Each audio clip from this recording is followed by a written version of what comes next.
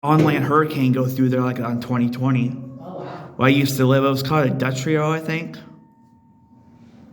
It's like an on-land hurricane that's not near the water. Oh, wow. And there's like a shelf cloud heading that starts it all. You know what a shelf cloud is? No.